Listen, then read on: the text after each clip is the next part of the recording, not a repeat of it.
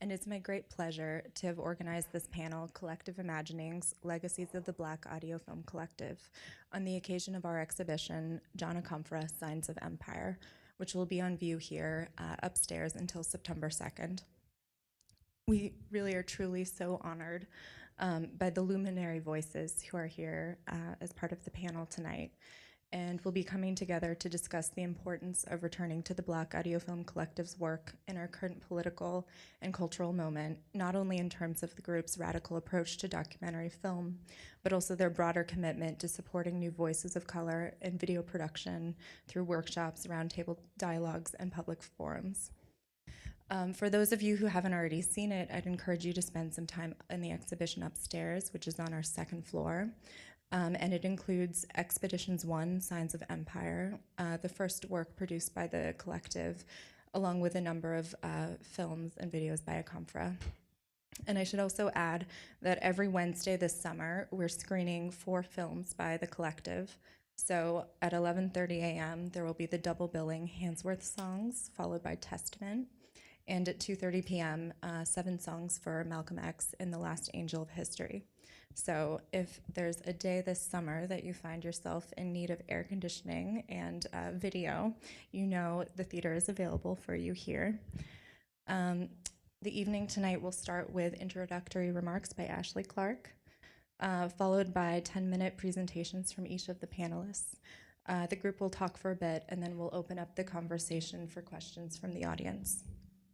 Okay, so let me begin by introducing Ashley Clark over to the far right.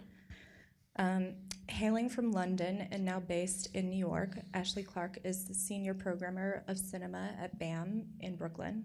He's also a contributor to publications including Film Comment, Sight and Sound, The Guardian, and 4 Columns. His first book is Facing Blackness, Media and Minstrelsy in Spike Lee's Bamboozled.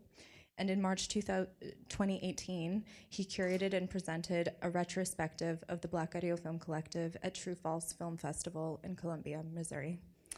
Please join me in welcoming everyone here.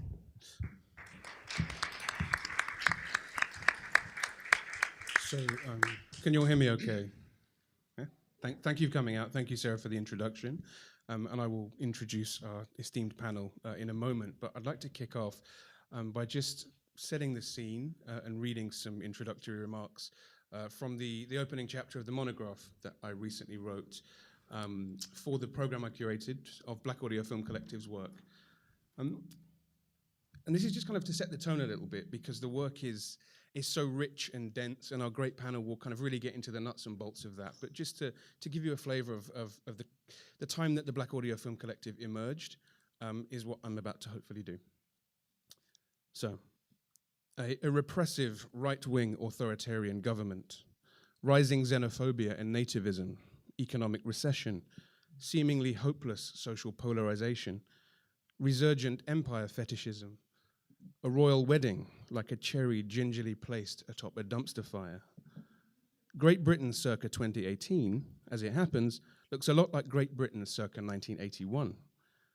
That fateful year saw widespread civil unrest and uprising break out across the country, firstly in the South London district of Brixton in the month of April.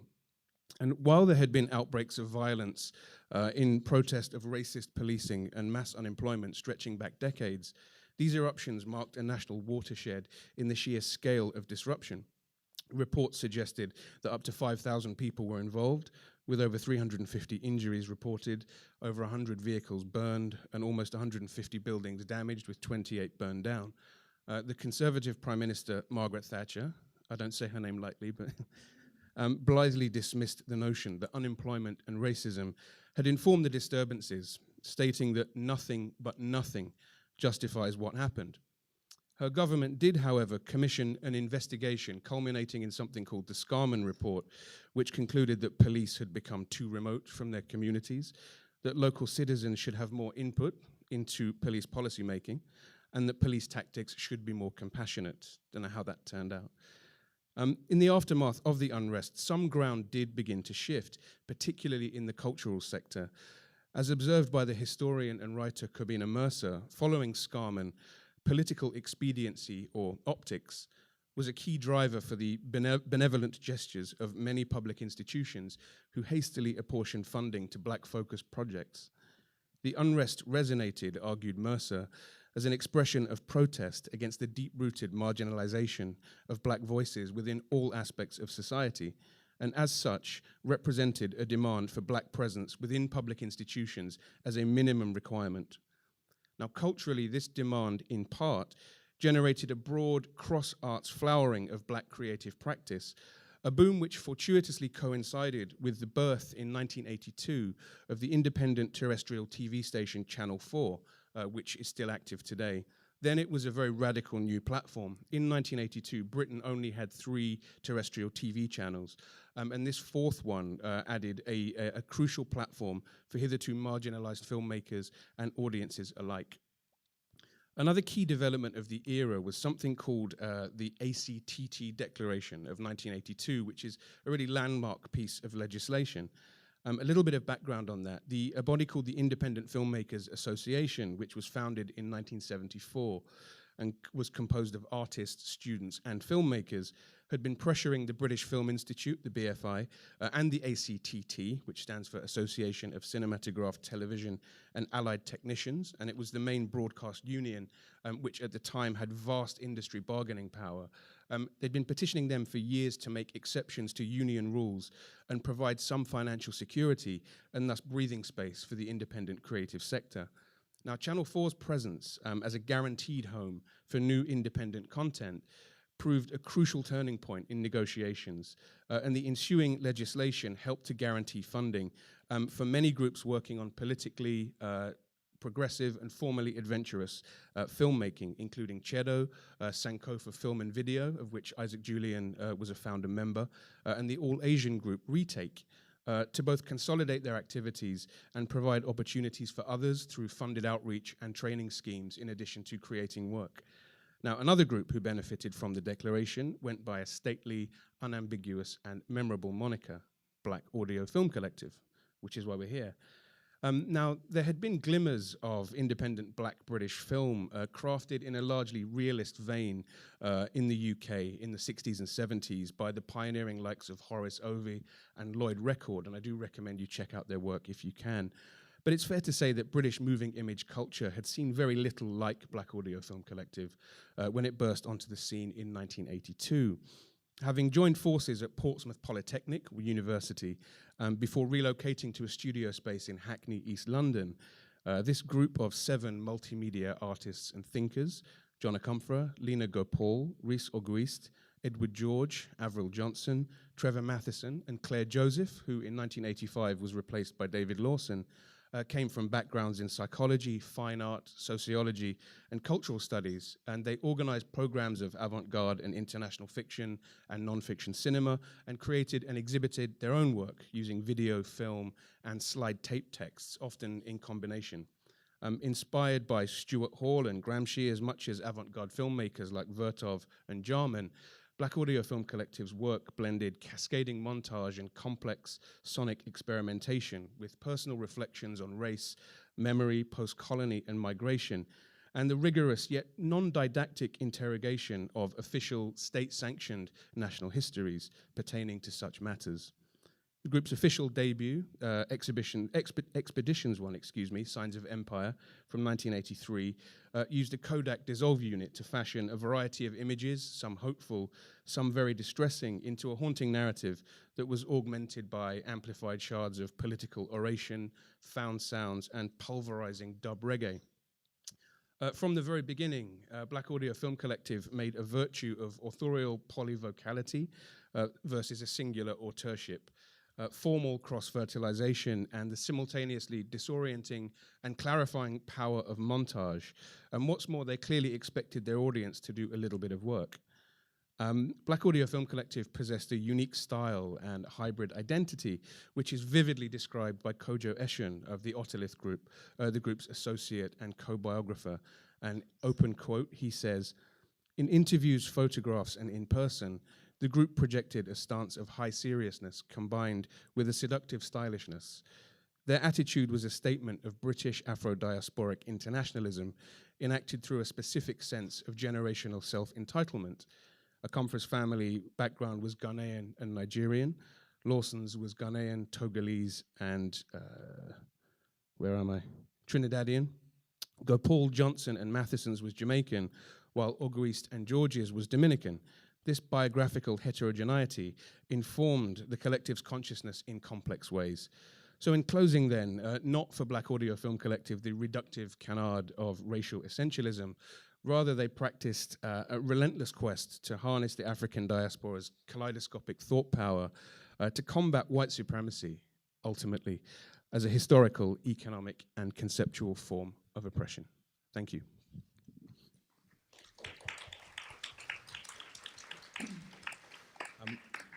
So hopefully that gives a little bit of context for the group's work before we go really in depth with our great panel, who I will introduce right now. At the far end, Coco Fusco is an interdisciplinary artist and writer. In 1987, she became the first person to write about Black Audio Film Collective outside the UK. In 1988, Fusco organized the first touring exhibition of the work of Black Audio and Sankofa in the US. The two workshops' films were shown at the Collective for Living Cinema, Hall Walls, and other venues. Next along the line is Kara Keeling, Associate Professor of Cinema and Media Studies at the University of Chicago.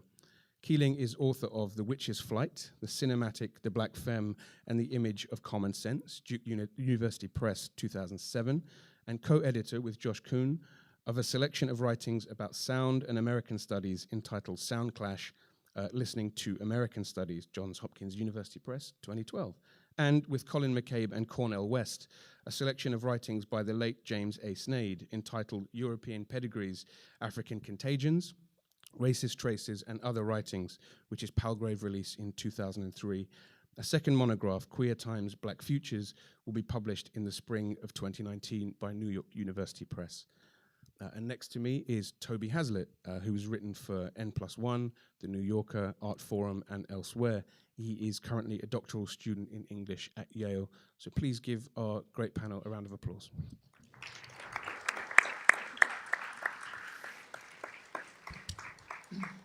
And to kick off our prepared remarks for the evening, I'd like to hand over to Coco Fusco. Thank you. Oh, and you turned the slides on.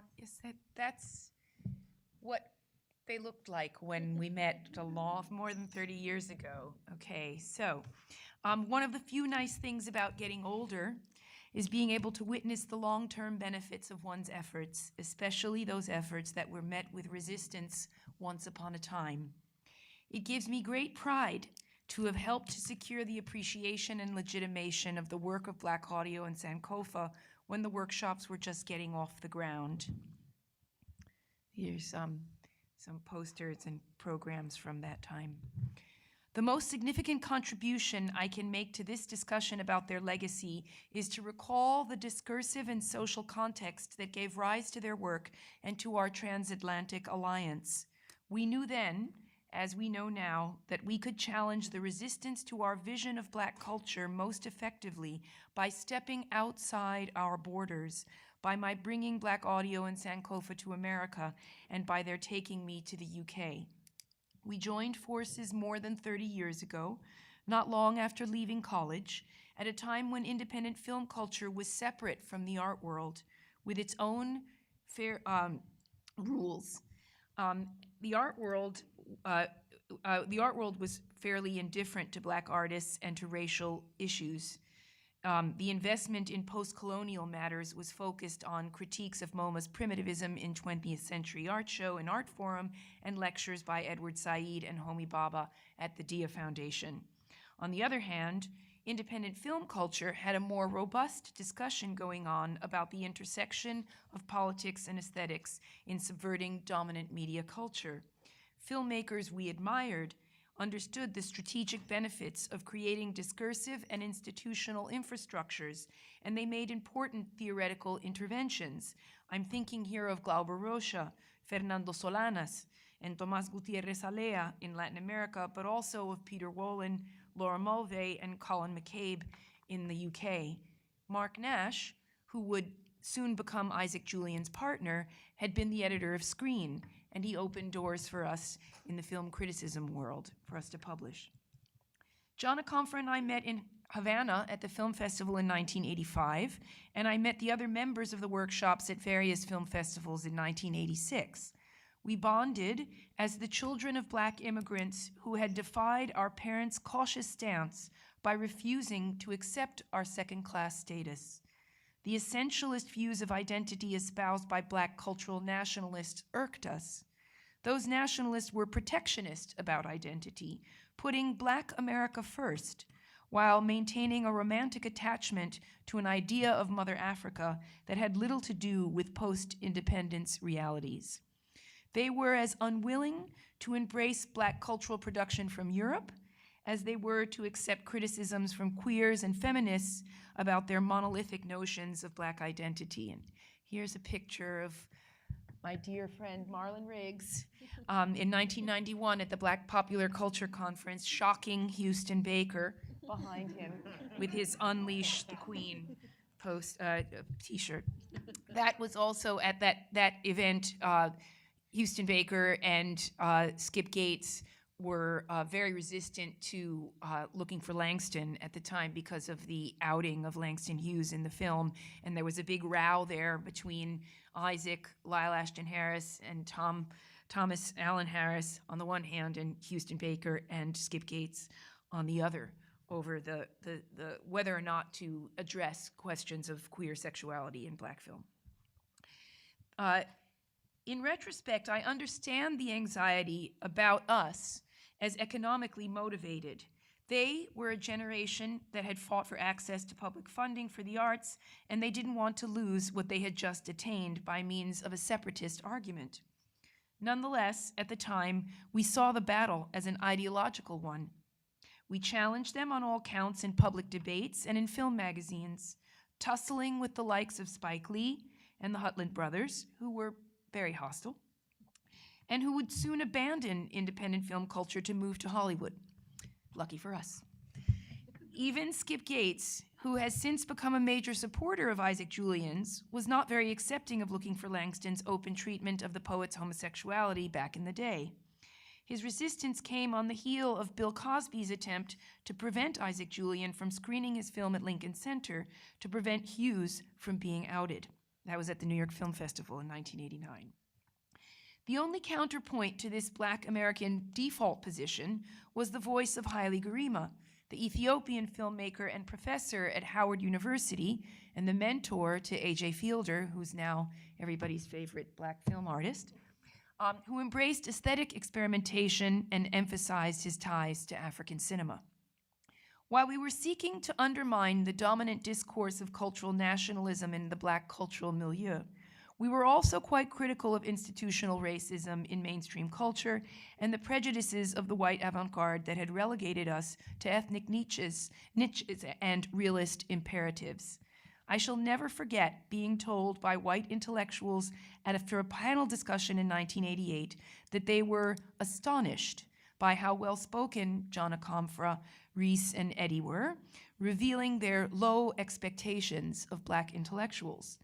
I also remember Black Audio's shock when they were told by organizers at Third World Newsreel that they needed to serve a lot of fried chicken if they wanted Black people to come to their screenings.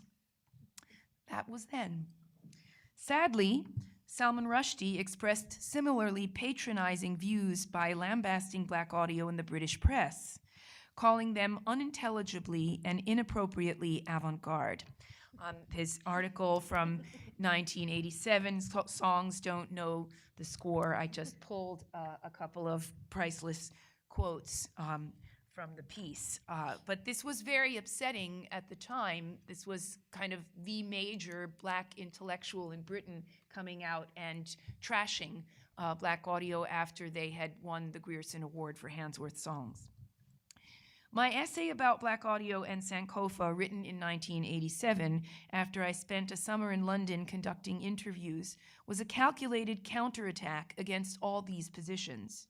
We were students of post-structuralist theory who wanted to create a post-colonial avant-garde film culture that didn't yet exist.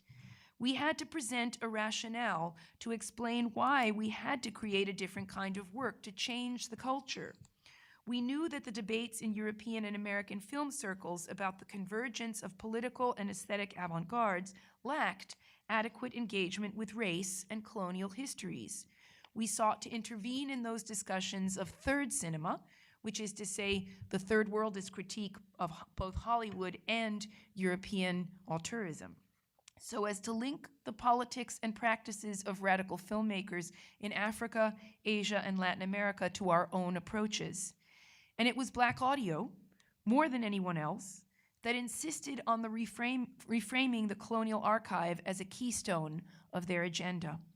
They dove into the historical record of imperial pomp, plunder, slavery to tell the longue durée version of the story of post-colonial migration to Britain. They did so with an intensity and probity that remains unparalleled in the global art world. It has taken Americans much longer to embrace Black Audio's work than Isaac Julian's. And I was saying that before we started, that for about 15, 20 years, nobody in America wanted to look at Handsworth songs. After I did that program, nobody wanted to show it anywhere.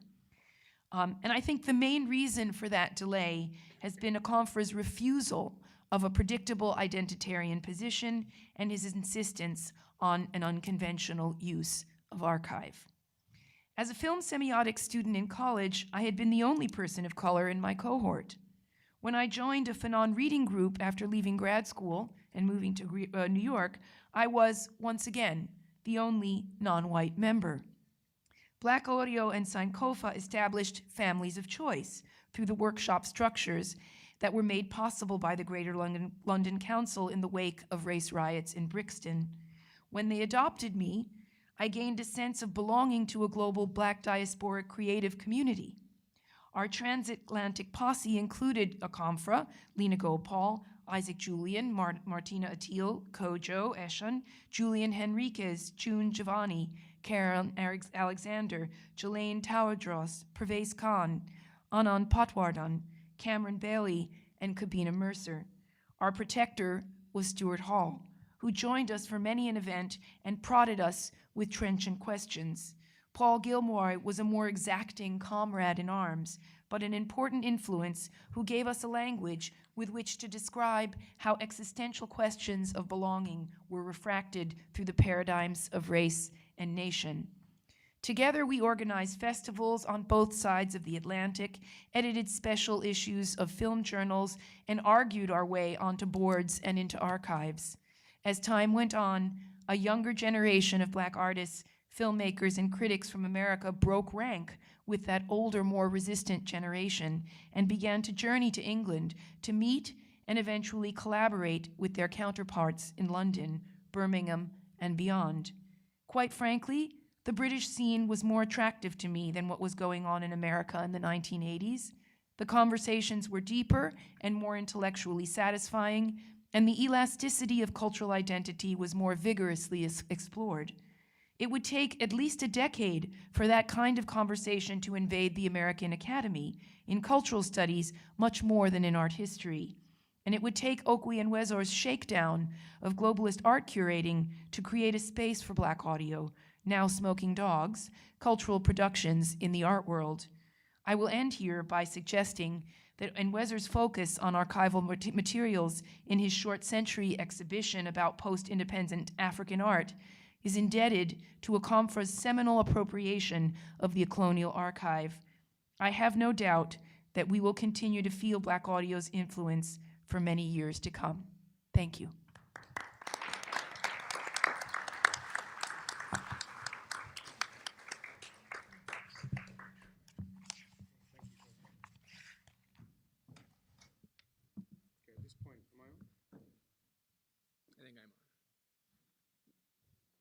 Just Mike. Yeah, we go. I'd like to hand over to, you ready?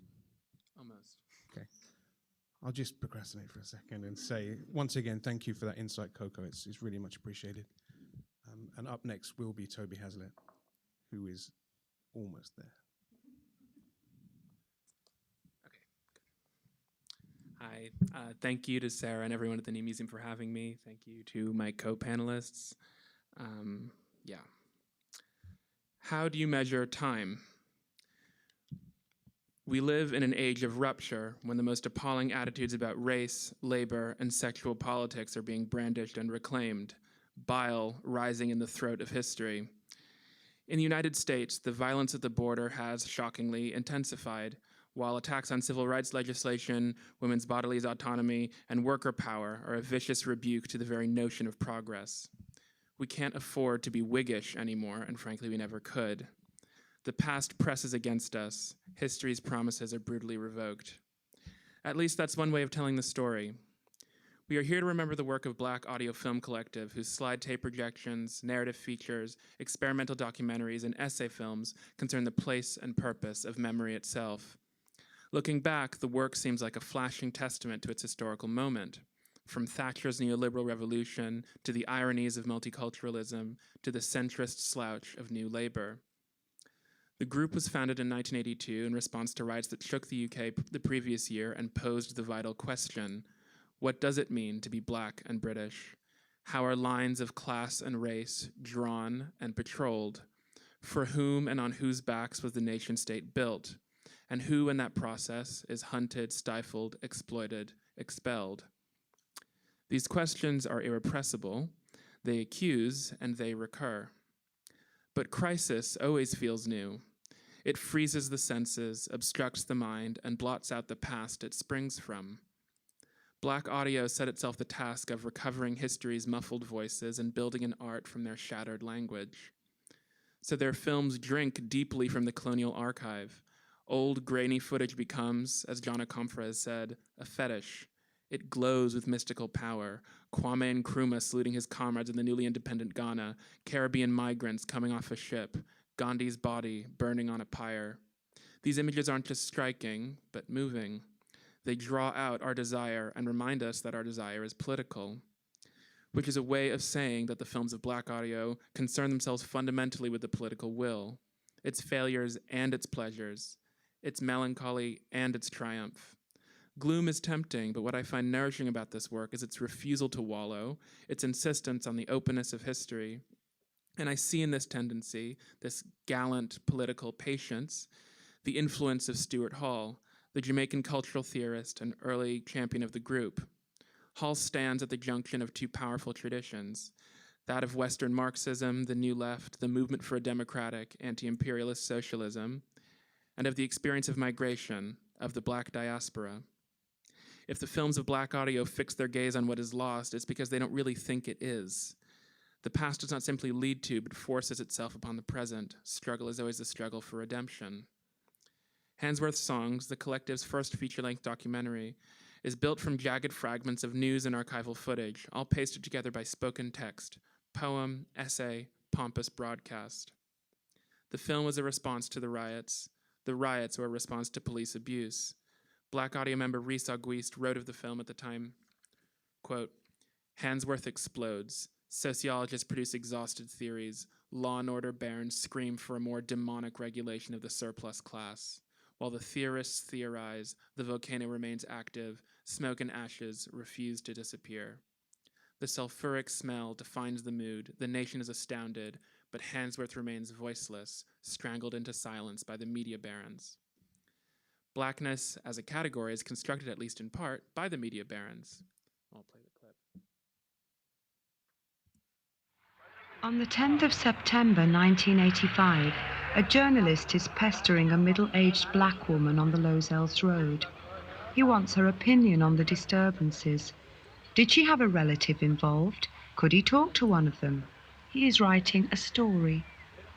She looks at the debris and says to him calmly, "There are no stories in the riots, only the ghosts of other stories.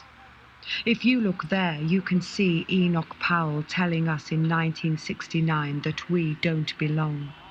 You can see Malcolm X visiting us in 1965 when the Conservatives said, 'If you want a nigger for your neighbour, vote Labour.'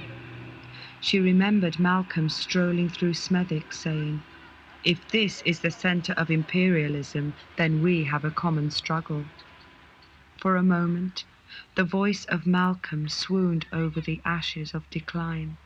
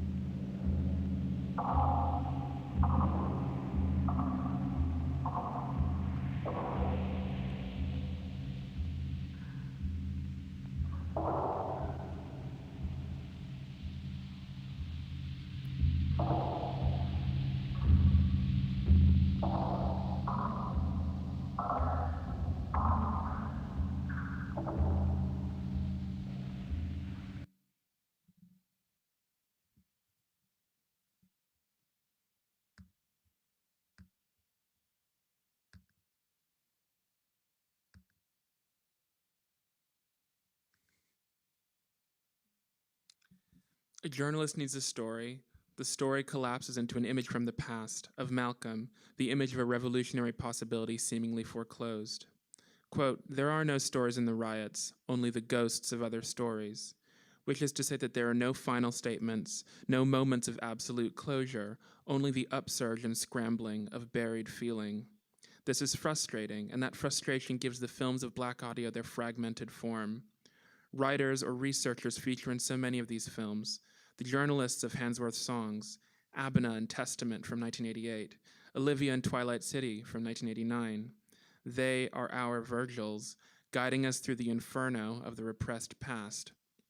Walter Benjamin dreamed of a past citable in all its moments, of brushing history against the grain, and it's his example which shines through these films. He knew that revolution was not in the name of some future hope, but for the memory of enslaved ancestors, and that memory is a wound, a bomb, a grudge, a burden, an archive, and a political tool.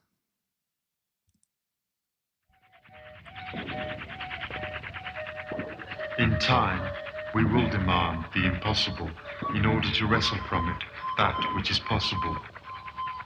In time, we will demand that which is right, because what will be just will lie outside present demand.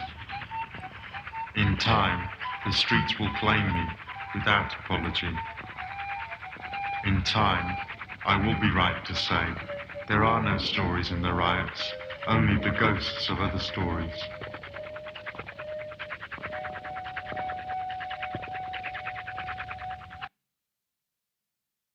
What touches me about this scene from Handsworth Songs is the boom of the collective voice as it comes streaming in from the past, how it crashes against the image of families and of children.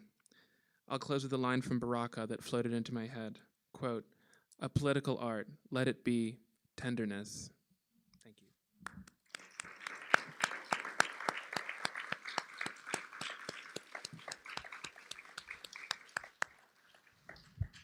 Okay, thank you, Toby. Kara, are you ready to go? I'm ready. Over to Kara Keeling. So hello, and also I'll add my thanks to Sarah O'Keefe and to Andrea Caldari, right, for helping to organize this event, and also Ash for facilitating, and the rest of the panelists. I'm actually really looking forward to the discussion, so I'll get on with it. If more and better representation were the answer to racist policies and white supremacy, worldviews and white supremacist worldviews and practices, Black people all over the world would have overcome by now. Today, global media industries serving the United States market thrive on representation, on niche marketing and programming, and on giving everyone who can access the internet an opportunity to have their own unique voice be heard.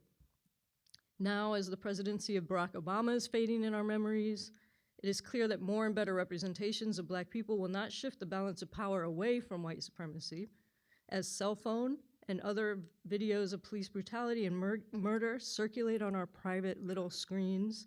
It is clear that audiovisual evidence that a murder of a Black person has been committed is not enough to convince that part of the American citizenry who habitually perceive Black existence in public as itself a crime, that the killing was wrong. So today, profound challenges are facing those of us who work with, on, and through cinema and media, and believe in what we call social and economic justice. So with the urgencies of our moment, raising the stakes of what creative intellectuals produce, a retrospective of Jana Comfra and of the Black Audio Film Collective's work is an opportunity to consider and to reconsider the debates we have inherited about race, identity, and representation, and to shift the terms to address our new situation. In Black Independent Filmmaking, a statement by the Black Audio Film Collective, originally published in 1983, Jana Comfra writes, quote, "The search is not for the authentic image, but for an understanding of the diverse codes and strategies of representation," end quote. With this as one of their goals, the Black Audio Film Collective experimented with film form in ways that underscored the close connections between form and content. If the existing codes and strategies of representation held in place what Confront called in the same statement common sense assumptions, then it follows that experimenting with the logics and presumed coherence of those codes and strategies might challenge the common sense through which racist practices are authorized and justified. The Black Audio Film Collective approached film and video making less as a quest for representation and more as a practice of creating new forms through which new, more just relations of power might be expressed.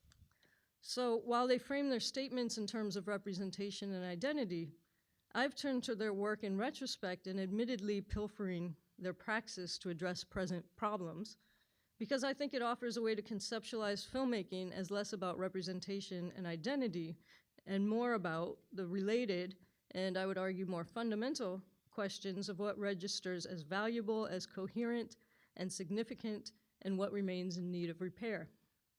And I think we heard some of this already as Coco was talking about the sort of way that the Black Audio Film Collective was already thinking about these things, right? So the Black Audio Film Collective offers us ways to think about the role audiovisual images play in upholding racism and colonial relations over time, and to conceptualize a film practice and a deployment of sound and image more broadly that offers another or other logics of relation. So I've been thinking about the films of the Black Audio Film Collective, therefore, as experiments in cinematic reparations that center film form as a fundamental system through which we collectively decipher who and what matters and how. Though there are several films that I could discuss to make this case, including, of course, Handworth songs, but also 7 songs for Malcolm X, I think it's important to remember that in response to the Salman Rushdie piece that Stuart Hall responded by saying, okay, you're misunderstanding what they're doing. They're actually trying to develop a new language, right? This is about a kind of search for a new language. So I think there are several of their films I could turn to. But because I've been interested in writing about Afrofuturism for the past several years, I've worked more closely with The Last Angel of History from 1996. And so I'll show you, because I've been thinking quite a bit and talking about this film, just the very beginning sequence of this film.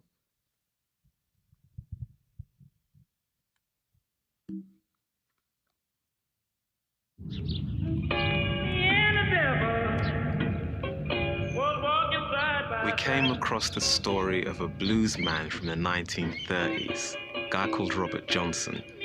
Now, the story goes that Robert Johnson sold his soul to the devil at a crossroads in the Deep South. He sold his soul, and in return, he was given the secret of a black technology, a black secret technology that we know to be now as the blues. The blues begat jazz, the blues begat soul, the blues begat hip-hop, the blues begat R&B. Now, flash forward 200 years into the future. Next figure, another hoodlum, another bad boy scavenger poet figure. He's called a data thief. 200 years into the future, the data thief is told a story. If you can find the crossroads, a crossroads, this crossroads, if you can make an archaeological dig into this crossroads, you'll find fragments, techno-fossils, and if you can put those elements, those fragments together, you'll find the code. Crack that code, and you'll have the keys to your future. You've got one clue, and it's a phrase: mothership connection.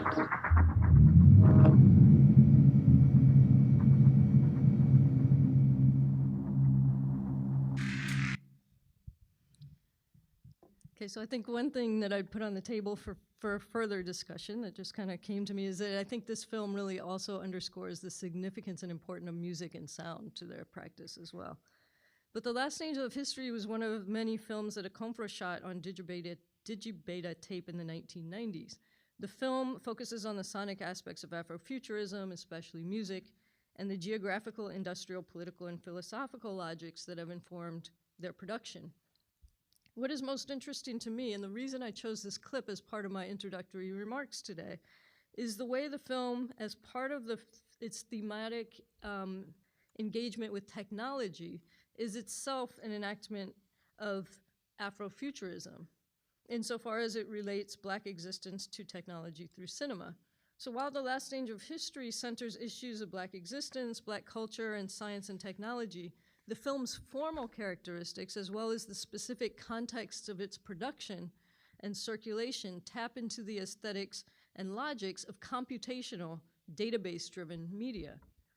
For example, the sequence from the beginning of the film experiments with what we might call an algorithmic editing style, right? With algorithmic editing styles through which any image can be inserted into or combined with another.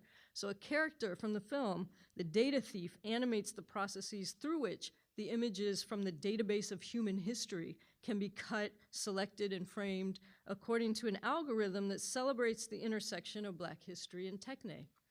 We can see the computation and database logics in the data thief's access to the range of images, histories, and narratives about the past. And this is part of the broader sort of archival project that has been spoken about.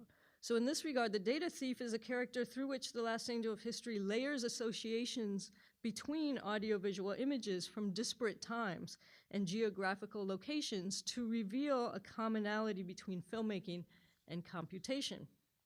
So this comparison between filmmaking and computation is important because while it's easy to see how computation relies upon calculations, algorithms, measurements, and equivalences, it is harder to grasp how film and video making rely on these things as well. Yet aesthetically, films and videos often do rely on formulas of this kind in order to render something significant or not, in order to register it as something that matters or not. So I see Jana Comfra and the Black Audio Film Collective's cinematic practice in this vein as aesthetic experiments designed to discover in the database of human history the combinations of audiovisual images that can crack the code and assemble the common senses that will underwrite Black liberation. They help us to understand that challenging present relations of power calls for informed yet improvisational experiments with the formal logics of film and media. It calls for changing the algorithms through which film and media conventionally work, rather than simply insisting on adding new inputs into a machine already calibrated to effectively reproduce existing relations. So I'll leave it there. Let's start.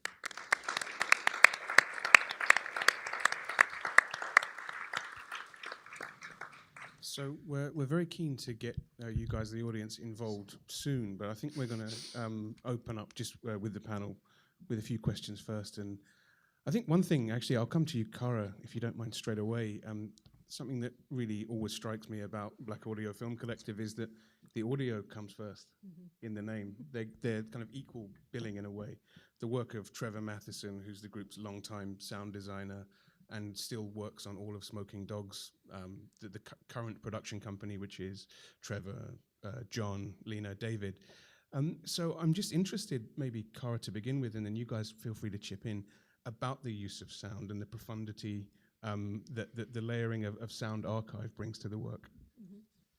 Yeah, I mean, I think the sound, and if you haven't gone upstairs to sort of experience the exhibit, it really is exciting to hear it in that space because the sound is such an important aspect of what they're doing aesthetically. And I think part of what's interesting is that there's not a sort of like one-to-one correspondence between what you're seeing and what you're hearing, but there's more of a kind of like dialogue, I think, happening where you could almost see, and I think actually someone I read, I can't quite properly attribute this, but I did read someone who said that, you know, if you took the images, you know, off of Handsworth Tale and just had the soundtrack, you'd have a really profound sort of like audio essay. So there's a really, you know, I think very important investment in the work that sound does in cinema that doesn't just tie it to images, but acknowledges that film itself is an audio-visual medium and that those two things actually can work in relationship with each other or even in really different ways. And I think you get that just from listening to the kind of, you know, textures of the film's soundtrack. I would add to that in a kind of, biographical way is that the conversations that we would have back in the day were mostly about music. John has a huge music library. They're incredible connoisseurs, and also Kojo's first book, More Brilliant Than the Sun, was really mostly about music. Right. And so the conversation, the film, we talk about films we like, but we would sit around listening to music hours and hours, day after day, trying to find tracks, right? Oh, did you hear about this? And their interest in music they were very much against this notion that true black music is either, is tribal or live. They were always very interested in this notion of what you do in a studio, how you blend and collage sound. And so hence the interest in lead scratch Perry, and going back to Studio One and listening and figuring out and unpacking the way that recording transformed black sound, right? And the other thing they were really interested in was Detroit techno. And so a lot of the soundscapes that Trevor made, like for Hansworth songs, for any urban piece, had a lot of industrial sound in it, right, to mix with the sounds of music and then distorted sounds from other films. I mean, they have, the archival research project wasn't just a visual one, it was also an aural one, And I don't think that that's ever changed in the work. I think that since they've started to produce more work for museums, that you can't have dialogue. Nobody wants to have dialogue in a museum video. That's been my big problem with my own work, that I can't stop talking. And so, you want to really hit the big biennials, you have to stop talking. And so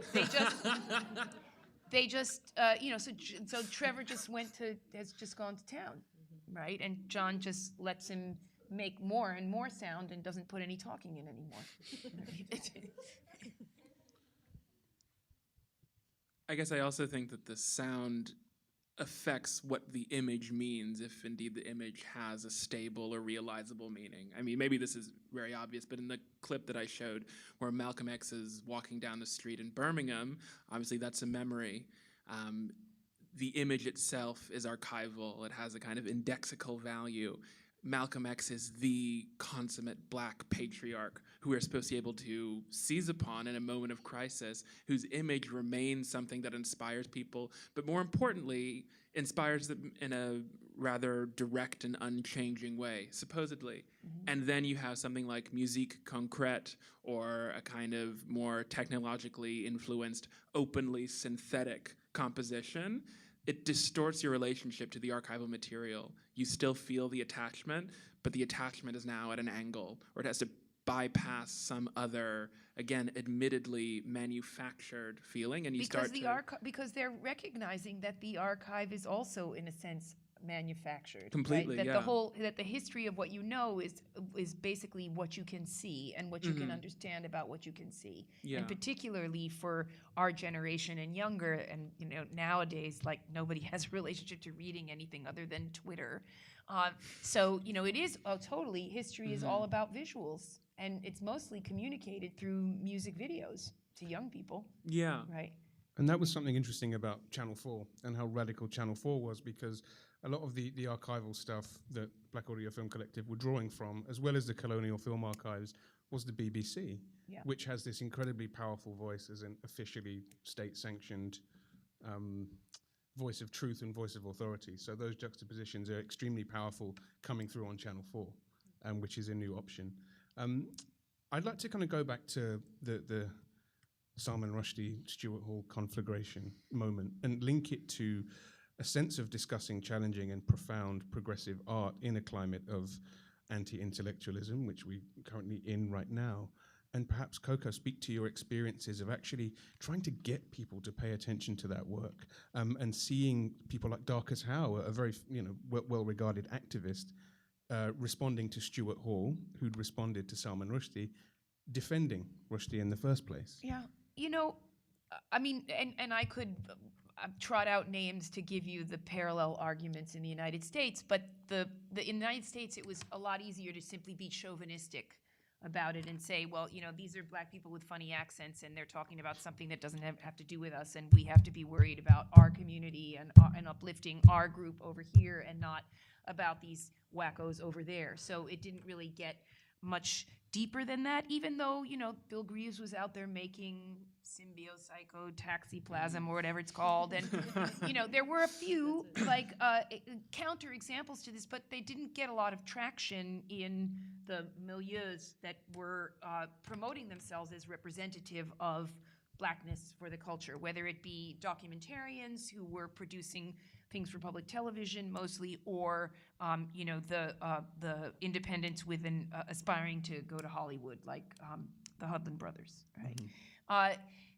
The thing is that the art world wasn't interested in this stuff either.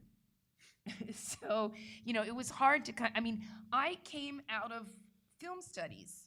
We read framework and screen, and we read the journals of the time. We followed the model of kind of avant-garde and politically engaged avant-garde filmmakers in the third world. That was our model. It was like, okay, so nobody wants to know from us. Well, we're just going to get out there, and we're going to have our manifestos, and we're going to have our essays that explain our practice and that kind of present a systematic argument for what we want to overthrow, and let's see who listens, right?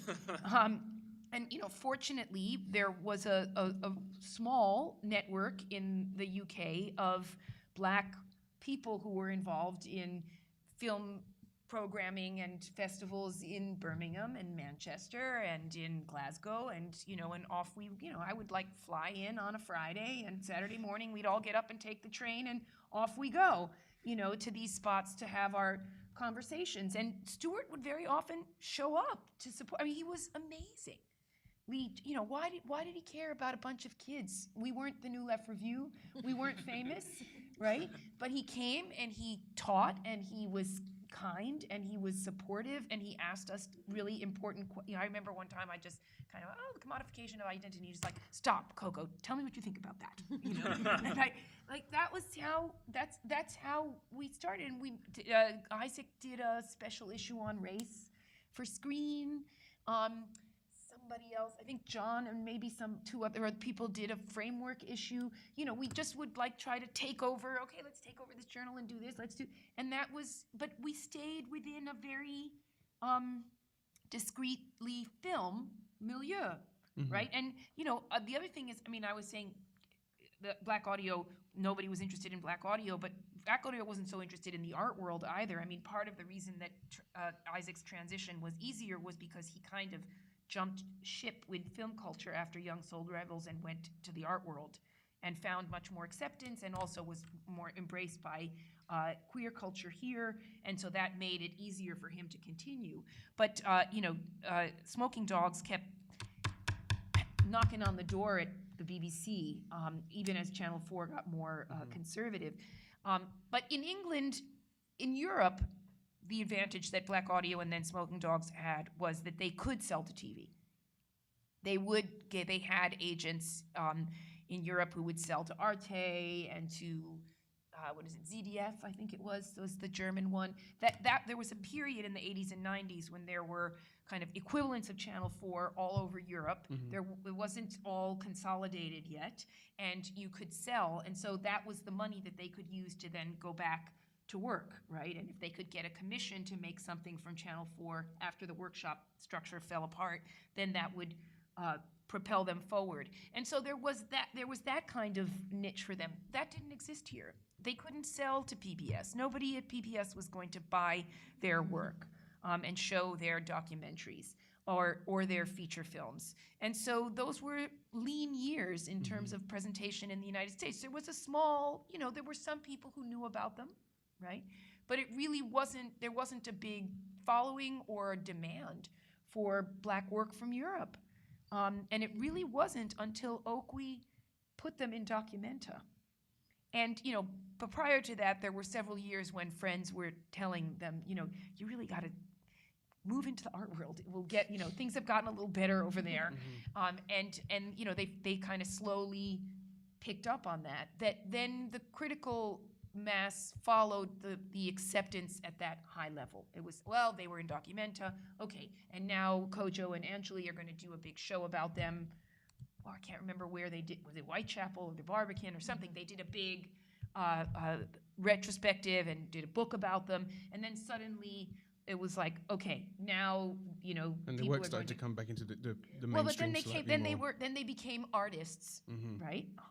That who could be embraced as artists, and from that level of acceptance, and you get in Documenta, Venice Biennale, some American curator is going to call you pretty fast, and so it and happened. so it did, and so they did. I wanted to right? pick up briefly on, and you mentioned Stuart Hall, who's obviously a crucial figure in this. And for anyone in the audience who's not aware, John and Smoking Dogs made a wonderful film called The Stuart Hall Project, and which originated as a 3-screen installation called The Unfinished Conversation, I believe.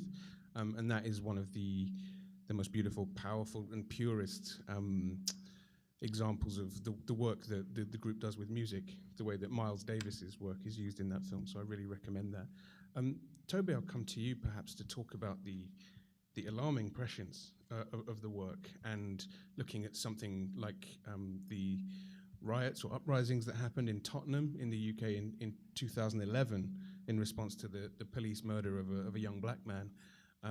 Almost note for note, the Conservative Party response was the same as what we see in Handsworth Songs. So it's a broad question, but perhaps speak to the enduring qualities of the group's work. I read a book recently about riots as opposed to strikes. It's called Riot, Strike, Riot, and actually it relates rather directly to the intellectual lineage of Black Audio Film Collective. Because this person, Joshua Clover, was trying to answer the question, why do we live in an age that is defined not by strikes, but by riots? Why is the default moral panic about these urban, often racially specific insurrections, as opposed to the threat of strikes? And the short answer to that is the failure of labor, which, I want to say the failure, but the at least temporary defeat of the labor movement on both sides of the Atlantic. And that is the result of, and has had, profound, world-altering political consequences. And that was happening basically at around the time Black Audio was starting to make work. The defeat of the miners, the Thatcherite assault against organized labor, with the emerging generation of people who were born from Black immigrants, like many of the members of Black Audio Film Collective were, created an environment in which who counted as the proper left was shifting in ways that were profoundly painful to a lot of people who still remember the new left, who were in solidarity with Indochina or Vietnam, who still retained the Marxist dream. And then there was the move into the so-called new social movements, in which actually maybe the labor metaphysic wasn't what was important. Maybe new theories of sexual difference, of racial construction, of queerness, and of blurred national boundaries might actually hold the answers to, to put it plainly, liberation. The idea that whatever comes next after this current arrangement has to emerge from a category that isn't, to use the cliched phrase, the white working class. These conversations reached, an apex in the 1980s, because it was precisely the failure of a previous left and the emergence of these new constituencies that created the conditions for something like the riots in Brixton or the riots in Handsworth. And I think that right now we're living in, hopefully, the final throes of the neoliberal regime. This is something that was invented, an ideology that was imposed at around the time when this work was being made. And so if there are historical resonances, we can look to, the material history, the scant protections for workers, the fact that many people, many of them Black, are denied the wage. That's the real difference, according to this new work of scholarship, between a riot and a strike. E.P. Thompson, in The Making of the English Working Class, draws a distinction between a riot and a strike, not being one of violence. There are many strikes that were very, very violent, and there are many riots that actually aren't that violent, but as a difference between production struggles and circulation struggles, that they're both price-setting gestures. A strike is setting the price of labor.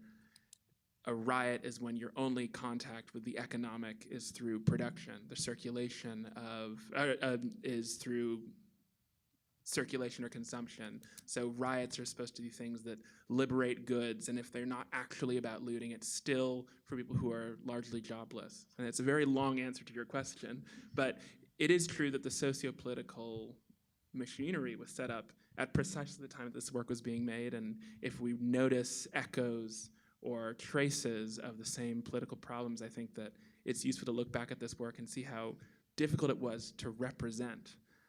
That part of the form that Black Audio was trying to capture was a representation of what seemed like a truly new and incomprehensible political environment. Oh, I would just add to that that our parents were the Black working class, but our generation didn't have jobs, and people just a bit older than us didn't have jobs in Britain, and that's why there was no labor movement from a protest against Thatcher. It was the Black unemployed who were rioting, right? And it was mostly young men.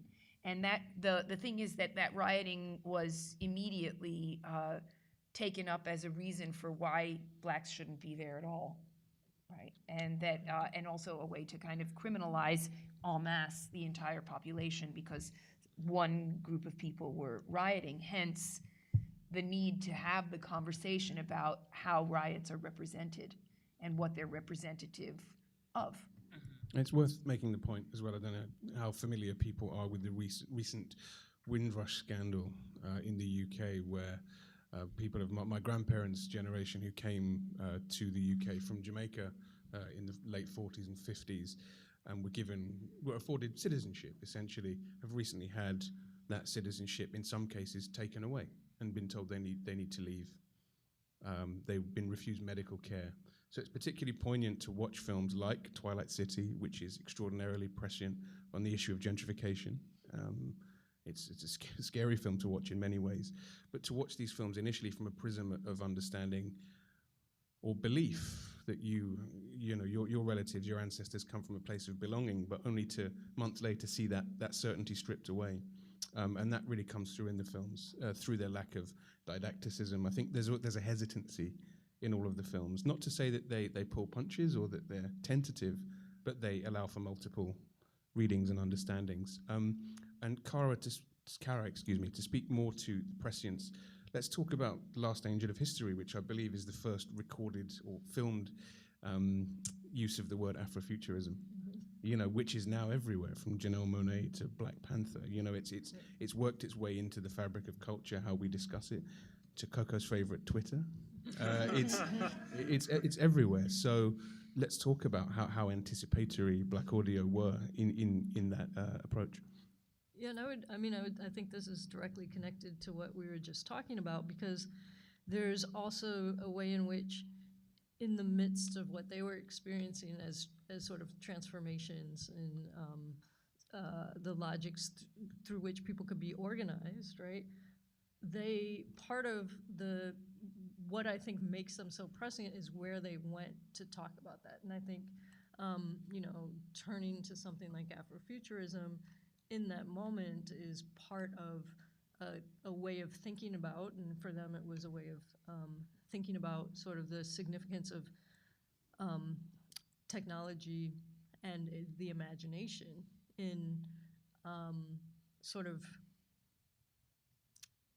addressing, right, what seemed to be a kind of foreclosure of Black futurity. So I think it was important in that moment in a way that now it's a little bit, as you said, it's sort of seeped into the culture in, I think, a different way. But I feel like part of what made it interesting, as it was becoming interesting to them through the late 80s and then in the 90s, was this sense that something like the imagination, right? Something like a kind of imaginative relationship to technology, of which film is one, right?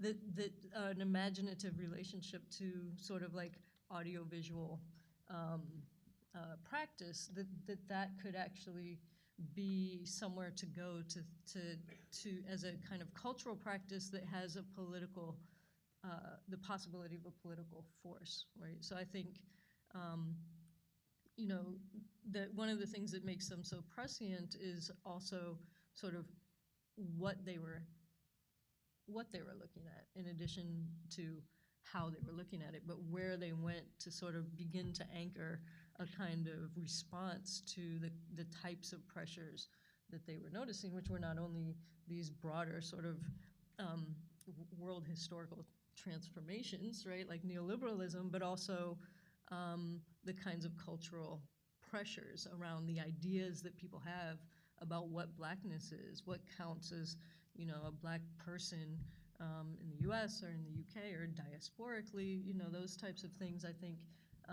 were the questions that they were wrestling with, and in wrestling with those kinds of things, where they went to kind of wrestle with them, I think, helped them to have a kind of longevity that we're feeling now. Thank you very much. Well, you know, there was only one way to think about Africa then, was to think about it as a root, as something that you left behind, right? There was no way to think about the future of Africa or the future of Africanness. That was just simply not part of the conversation, because the kind of romanticized version of, you know, the 1970s dashiki Afro version of going, it was back to Africa, right? Back in time, back to the root. So they were reacting against that backward-looking model of Africa, and to try to come up with one that actually could negotiate with post-independent realities, but also that Africa could be a futurity, could be a way of thinking about another time that hasn't yet come, right? And I do think the music took them there, because there was also, you know, that looking at the record covers and that mothership. Was, you know, we had a lot of conversations about the record covers. We had a lot of conversations about what it meant for the sound of blackness to be purely technological, to have nothing live in it, right? And, you know, who was talking about that kind of, you know, mediatic existence was sci-fi. Right, and I think that's an important component too that makes it so important for our moment, when we can now see and feel that, like, this sort of technology is part of how we and Samuel Delaney features in the film, and he's wonderful. Thank you, guys. At that point, I'd really like to open it up to the audience for questions and comments for our panel. Please don't be shy, otherwise it will be me going on all night. We don't want that. Who's going to go first? Yeah, thank you.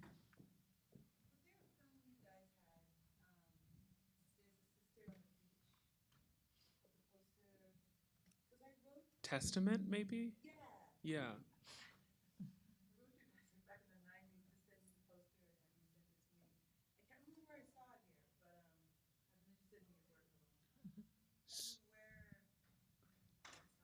So maybe, Toby, we can turn to you to talk briefly about the film Testament from 1988, directed by John Comfrey, which you mentioned earlier. So to just maybe give a flavor of what the film's about and why it's so profound. Yeah, it's a narrative feature, which is not exactly typical for Black audio, and the story is basically about this person named Abena, who's a television broadcaster who works for British documentaries. She is Ghanaian, and she had stayed in Ghana after Kwame Nkrumah won independence from the British and set up what he thought was going to be the first of many nations devoted to African socialism, and so she was a member of the Convention People's Party. And then in 1966, there's a coup, and she's forced to leave. And so the film, it tracks her return to Ghana, her reckoning with her own political and personal past. And she comes across these characters that she knew from her former life, who have all, at this point, survived waves and waves and waves of political turmoil. And the Ghana that she still holds on to is the brief flare of Marxist possibility, which has now been stifled. I mean, the question of state-imposed ideology and what socialist hope there is or was for Africa, I think, is pretty central to the film.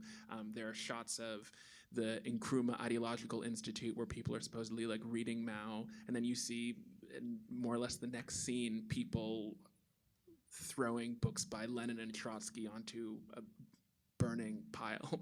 But the film actually ends up taking a kind of meta-cinematic direction because it turns out that something that she's trying to do for the documentary that she is there to make is to make contact with Werner Herzog's film crew, which is also filming in Ghana. They're filming Cobra Verde, and of course the contact is broken. They don't get access to Werner Herzog's film set, and so on the one hand, it's a film within a film because it's about the making of a documentary, but on the other hand, there is also... plays the director of the fictional film within, yeah. But they never make contact with the white fiction of Africa, which actually is very well funded and is not being made for public television, and actually isn't really that formally inventive. In fact, is actually just straightforwardly thrilling. So there is always the possibility that there is a well-funded white fantasy gleaming somewhere off screen, and what you actually have is the melancholy of African post-independence. So. And which is shadows John's life. Yeah, right? entirely. Because his father worked for Nkrumah, was killed by the CIA. He and his wife were communists. The family fled. John left with his brothers and his mother when he was 6 years old. And it's a good thing they didn't end up in the Soviet Union because that was mom's first choice. Mm-hmm. But they went to the UK and were not able to go back to Ghana for a very, very long time. So it's all, it's a bit, John is a bit of the woman, and, the whole story in a way is a kind of reliving of his own situation. It's an incredible sister film to Twilight City. Yeah. They both follow similar forms. Yeah, in the front. I'm just very curious about the legacy of Black Audio Collective, and it's in the UK as you've heard, or internationally, if any of you can speak to it. So for anyone at the back who didn't hear, the question is about the legacy of Black Audio Film Collective, both in the UK and internationally. Well, we're in the cradle of one incredible resurgence of John and the collective's work right here. This is a huge exhibition and a huge moment for the collective, and I think a clear sign that the work is being treated very seriously with the respect and the insight in terms of some of the writing about it that it really deserves. I mean, do you guys want to talk to the... I can come to the British thing in a bit, or we can talk about it afterwards. Well, let's make use of the panel. Let's talk to you guys about the legacy of the work and as it pertains to you guys teaching it, and how you feel that the sustainability of the work has shaken down. Yeah, I'd add briefly two things. One is that I think it's important to also remember that they did workshops and they were interested themselves in kind of like education. So in that regard, I would think, and you all could speak to this better in terms of if you could actually track that, but I would think that the legacy is there through a kind of pedagogy that was part of their practice. And the other thing I would say is that in addition to the art world, their work actually was part of the important texts that someone like Stuart Hall, but also Kobina Mercer, and other people who were writing about sort of like Black film, Black culture, Black identity from a Black British perspective were looking at when they were writing.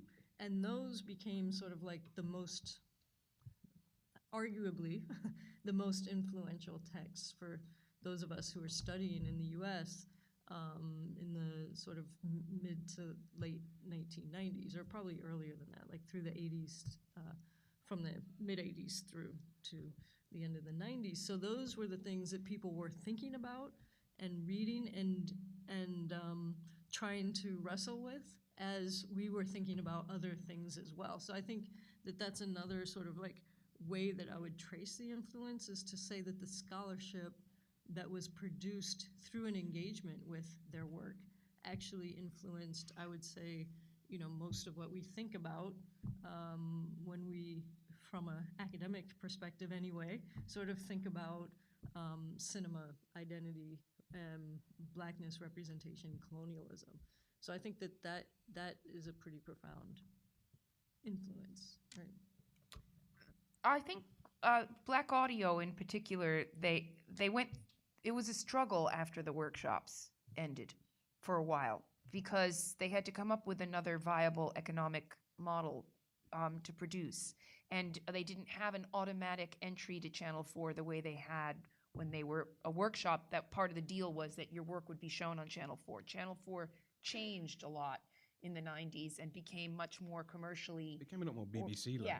And so they lost that kind of and then they had to struggle and fight for it and bid on projects, right? And there are, proposals that they had that have been sitting there for years, and then somebody else more famous comes with the, similar subject matter and gets the project. So the 90s were difficult. They kept on working for television, but it wasn't like they were being championed by anybody anywhere.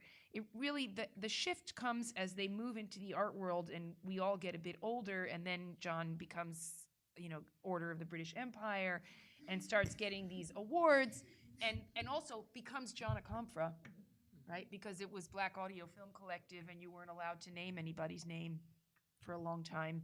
So the art world made Smoking Dogs into John Akomfra, which I have a little bit of, some trepidation about supporting that, but nonetheless, that's what it is. But in doing that, it has actually enabled the group to work at a much much faster pace, and to be absorbed now by a very young generation of people from art history and cultural studies who are doing a lot to kind of institutionalize the work. There wasn't a very large body of literature about the films after the first explosion in the 80s until Smoking Dogs becomes John Akomfra and becomes artwork absorbed by museums. Which in a way speaks to the irresistible allure of authorship, cross arts. I suppose that happened with Sankofa, which began as Sankofa Film and Video, and then it became Isaac Julian. Yeah. The third prominent black workshop of the era was Chedo, which ultimately became Menelik Shabazz as well. So that happens across all three. Something that else is really interesting to me is there's something really deeply anomalous about Black Audio in that they worked together as a collective for 16 years. That's a long time to work with the same group of people.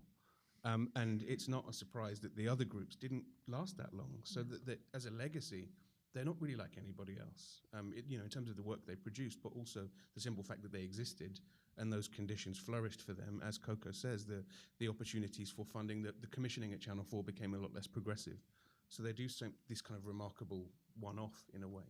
I don't know if, Toby, you want to speak to this at all? Well, I just think it's interesting and completely appropriate that when we talk about the legacy of the collective, that we actually end up talking about very real and influential institutions that, because it comes out of a British context and a British funding structure, actually, whatever other difficulties the collective faced, ultimately they were hooked into the distribution of public television. And I think it's also notable that a lot of how their work is exhibited is actually forthrightly pedagogical. I think that the fact that they were keeping up with the theoretical and academic currents of the day, first of all, it doesn't really seem like anybody in film is quite doing that now. And also they happen to live through a time of incredible intellectual and openly academic ferment. And so it's interesting to me that they're still being adopted in courses, and I find that a lot of the distribution of their work has to do with teaching people about diaspora. I mean, Twilight City, which I didn't show a clip of, is actually my personal favorite. The people in the movie are Paul Gilroy, Homi Bhabha, Femi Otitoju. I mean, these are people with tenure, basically. And that's not irrelevant to the constitution of an intellectual community. I would also say these were our peers. Exactly. Yeah, and why wouldn't they be there? They were our peers at the time. They were the champions of the work. They were the discourse. They were as interested in the discourses that John and Lena and others were working with as the filmmakers were. So it wasn't a kind of, I don't think it was so odd. No, it wasn't odd, but it's true that I can't think of a single American film collective that had a similar trajectory. I just think it's unique, and that also contributes to part of the way that the work has survived, which is largely within the academic circles that the filmmakers themselves ran in. Well, but I don't think that that's what has sustained them. If that was the case, they would be much more, they would have been coming to the United States much more often to speak at universities. What really sustained them financially was television in Europe. Nobody cut a check for them in this country anywhere near what a German television station or a Channel 4 would, and their productions, even though they're not, most of them are not feature productions, are very expensive because of the archive. So they relied on getting huge sums of money from television stations in Europe to pay for that archive, and the way that people were exposed to them was broadcast. Because the deal is, you know, we give you $100,000 and you give us material for TV, right? I mean, yeah, there's a handful of professors in the United States who show their work, but believe me, they show a lot more of Spike Lee and Julie Dash than they'll ever show of Black audio.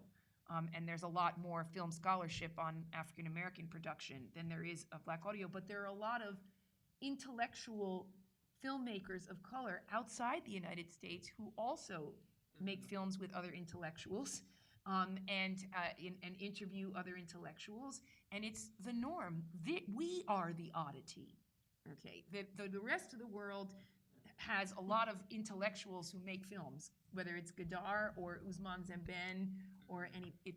The difference is here, but there are some exceptions here in the independent film sector, or somebody like Todd Haynes, who was my classmate, who still will talk about Freud and Lacan and go to Cannes Film Festival and talk. It's funny that you say that, because when I was reading your work, I always thought you were British. I was just like, yeah, well, because I just put you in the same. We'll take that as a compliment, I think. At this point, anybody else? Yeah. Oh, I'm sorry. Could you just wait for the mic, please? Thanks. In English is Broken Here, your essay on the Black Audio Film Collective, you don't name any of the names, or at least the conference name is not there. And I remember reading that and wondering why I didn't know this. You alluded to you couldn't name them, and I'm just curious about that. The politics of the group was that they were a collective, and that in the same way that Group Material was a collective, or Grand Fury was a collective, or this was the 80s was a time of collectives, right? And you don't name who the Guerrilla Girls are, right? They are the Guerrilla Girls. Well, Black Audio was Black Audio, and Sankofa was Sankofa. And when people started to separate them out, it was the source. It produced a lot of tension in the group. I mean, Sankofa basically broke up because Isaac Julian became Isaac Julian, right? And that was just not. The women in the group were just like, okay, well, bye. If that's the way it's going to be. Right, well, because of the politics of the time. Was it just a different kind of politics? Okay, at the back, and then we'll come to you. I was wondering what all of you guys thought about what's at stake in terms of for Black cinema, because if you think about, or I'm thinking about Arthur Jafa, and the type of work that he's making and how it's directly related to the Black cinema, the Black audio collective. What is at stake? How do we reckon with this idea of Blackness and Black people, and just the preservation of this material? That's a big question and a good question. Would anybody on the panel like to field it first? So are you, maybe I need a little bit of clarification. Are you asking what we think about Arthur Jafa, or what we think about sort of Black film in the U.S.? All of the above. I guess Is more it so kind of what's at stake? Yeah, what's at stake? Really, what's at stake? Because all of you come from these wear these different hats within these overlapping communities of the academy and art.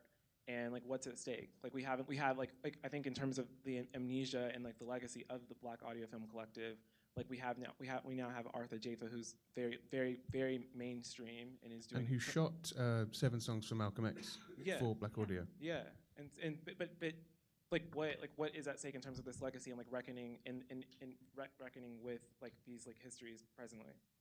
Well, I mean, AJ's been around for, we don't now have AJ, we've always had AJ. You know, he's been around forever. He shot Daughters of the Dust. You know, he's shot like half the music videos that Black performers are in this country. He's just recently decided to turn some of the material that he's been making on his own into artworks that can be sold by Gavin Brown. Yeah, I mean, that's what's happened. But I think this right? is actually, for me, a really important point, is the fact that someone like AJ, if we just take him as our example, but I think there are other people, right?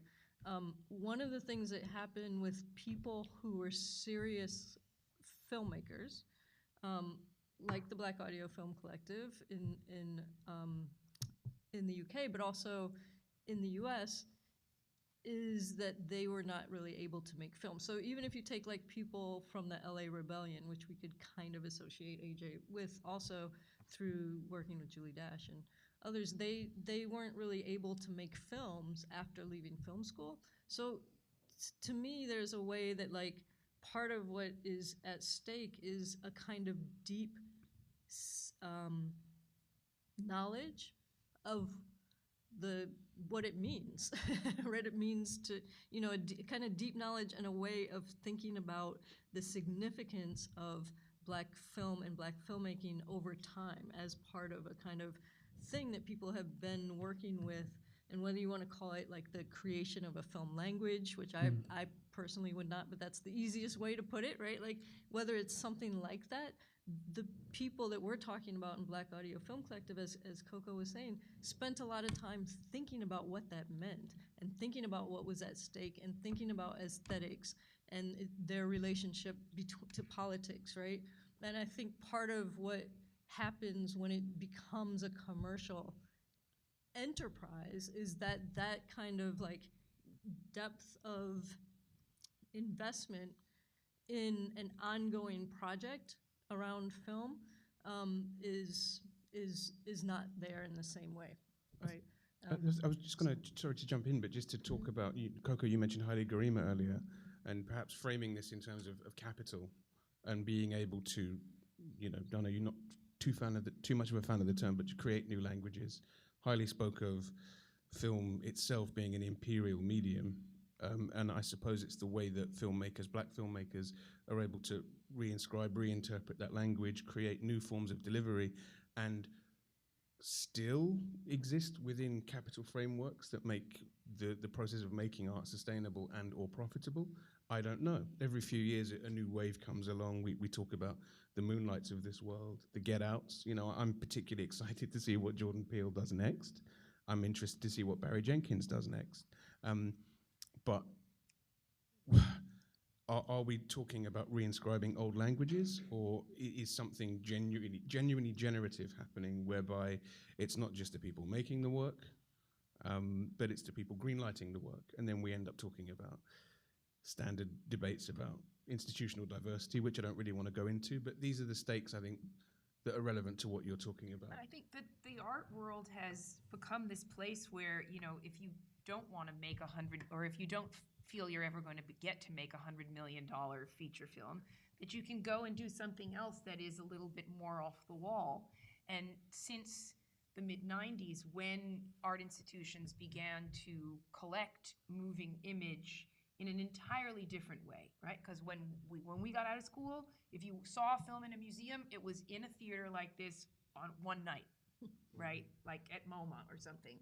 But there were no screens inside the galleries. And I remember that moment in the 90s that suddenly I start walking into museums and galleries and seeing Diana Thader projections and Douglas Gordon projections all over the place. And so that world became receptive to, and because going to galleries is free, and very often for students, going to museums is almost free, if not completely free, you know, the Chelsea and museums have become this place where young people can go look at experimental moving images.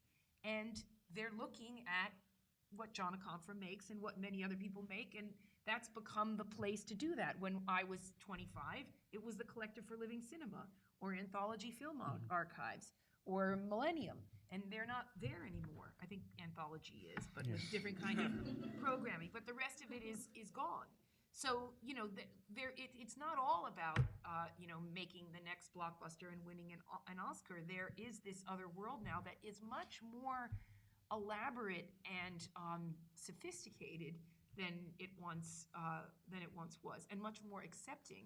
And I think that within that, what's happened with Jana Confra is similar to what happened with Haroon Farouki and with Chantal Ackerman, that these auteurs from an earlier generation have a greater mastery of the technology and of the history of the moving image. And so when they come into the art world, they come with that arsenal of knowledge that kids from art school who are just picking up an iPhone don't have.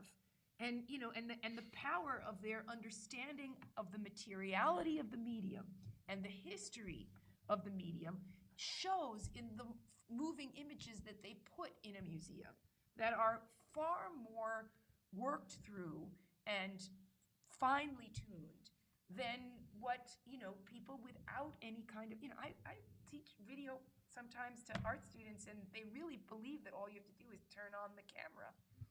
If it were only that easy, right? Thank you. So that speaks to your point about legacy as well. We'll go to Alex. You should wait for the mic. There was a break because I wanted to think about collectives some more that had been going on for a while. What is there another collective? Yes, the 80s and early 90s was a period of collectivity. We can name them across identity-based film, theoretical political projects. The question is that legacy? How do we think about collectives now? How do we learn from collective filmmaking in that moment?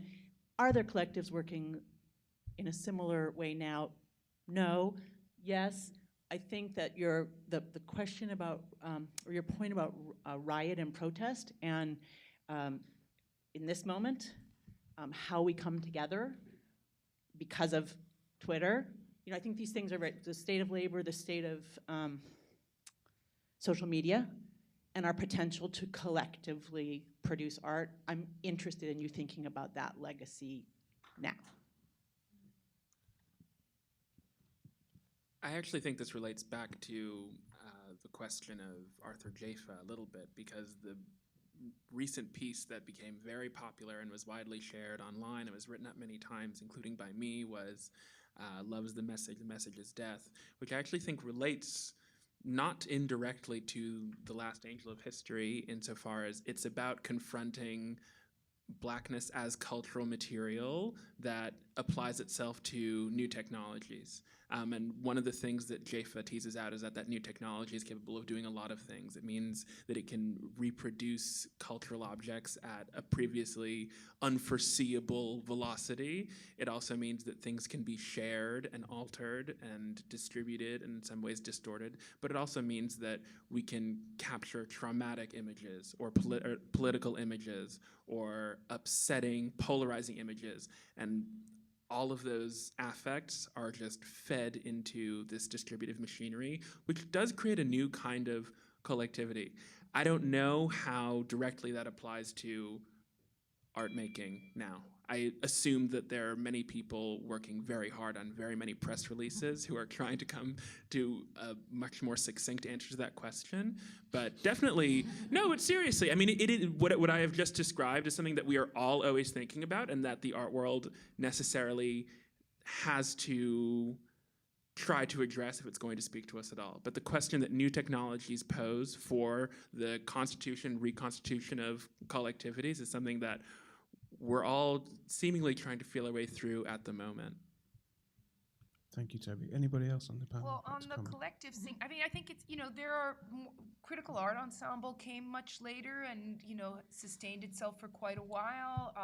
There are some more recent formations of collectives and groups. I think about, like BFA, MFA, the group that does all this kind of research on exploitation of artists and adjuncts. And so there are, and Occupy, in a way, is a collective, Occupy Museums, Occupy Labor.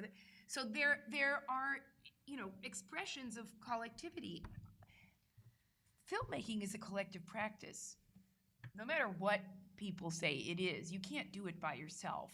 So whether you want to acknowledge that or not, as a maker, is your business. For some people, the more top-down triangular model of I'm the boss and I just hire you works, and for other people, it's a more kind of cooperative relationship with those who you bring together, right? But there's a whole kind of self-consciousness about organizing as a collective that I think comes out of a leftist way of thinking of things, and I don't know how. I think a lot of young artists are attracted to that and then get more caught up in the individuality thing because the art world kind of pushes you in that direction, as does commercial film, to kind of make yourself the owner of everything. And I think before we wrap, we have time for just one more question. So, go to the lady here.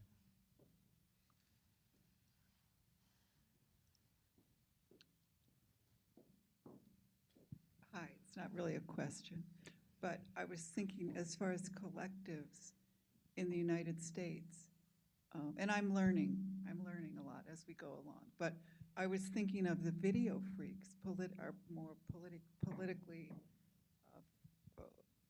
situated, and maybe Paper Tiger. I think that's a collective, I'm not sure, but it seems to relate to the political and pedagogical intent of what we're talking about tonight. So this is really in response to what Alex has said, which is great. Yes, and it is, collectives are really hard to work in. Yeah, I mean, as we said, I don't know anyone who worked for 16 years in a collective. It's a long one. So. I'll tell you, we will have to take one more question, if you don't mind. Yeah. Oh, both of you did, but. Hi, so this is for, I kind of wanted Toby to go back to what he'd said about the collective within, like, being, I guess, sequestered within academia, is what you were saying, or what was your, I just wanted to hear what you were gonna say. Simply that the work has, in many ways, an avowedly and openly theoretical bent. And I think that a lot of what continues to interest people is the fact that these were thinkers that are of continuing relevance. So people still read The Black Atlantic by Paul Gilroy. People still read The Location of Culture by Homi Bhabha. And in Twilight City, which was made in 1999, you see them talking about their childhoods, and their experiences of London and how that changed over time. And so I do think that there is, I guess, the very active sense of a lived intellectual community that I think continues to appeal for that reason.